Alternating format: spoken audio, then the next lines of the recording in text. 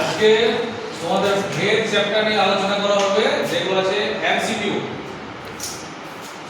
16 by কত হচ্ছে 1 16 কত 1 নাম্বার প্রথমে x ভার্সাস 1 বাই y। এটা কোন ভেদে লেখা আছে? এটা ব্যস্ত ভেদে লেখা আছে।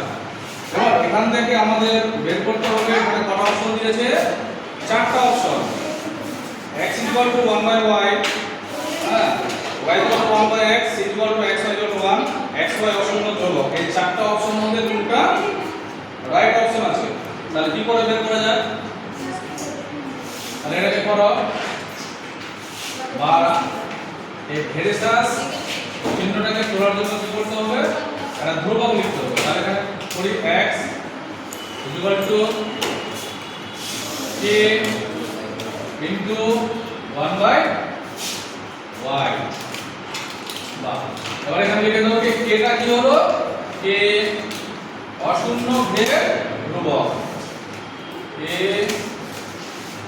অশূন্য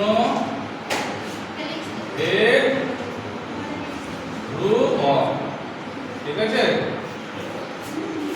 এবার দেখো তাহলে এখানে বা কত হয়? x কত হয়?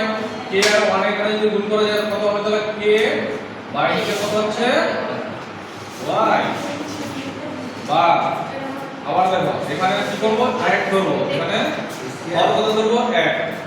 x এর সঙ্গে y কি করব? কোণা কোণে গুণ করব। গুণ করার পরে কত হবে? তাহলে xy কত হবে? তাহলে k আর 1 এ যদি গুণ করা যায় কত হয়? k। এবার দেখো বা তাহলে xy এবার কি করব? এই যে ইকুয়াল টু দেওয়া আছে আর ভেদটা যেটা দেওয়া আছে এটাকে কি করব? তুলে দিব। তাহলে এখানে কি লেখা যাবে? এই ইকুয়াল টু মানে কেটা কি আছে? ইকুয়াল টু কেটা আছে অশূন্য ধ্রুবক। এটা তাহলে এখানে কি হবে? তাহলে ভেরিসাস এখানে কত আছে? অশূন্য ধ্রুবক। তাহলে এখানে লিখে দেওয়া যাবে যে xy সমান সমান কত দেওয়া হলো? অশূন্য ওই মধ্যে লেখা আছে ধ্রুবক শুধু, ঠিক আছে? ভেদ ধ্রুবক লিখলেও চলবে। অশূন্য ধ্রুবক, অশূন্য ধ্রুবক, ঠিক আছে? তাহলে এটা কত নম্বরে তাহলে দেওয়া আছে? d নম্বরে দেওয়া আছে। তাহলে এখানে কারেক্ট অ্যানসার কোনটা হবে? d number. তাহলে এখানে d নম্বরে কি করো? টিক মেরে দাও, ঠিক আছে?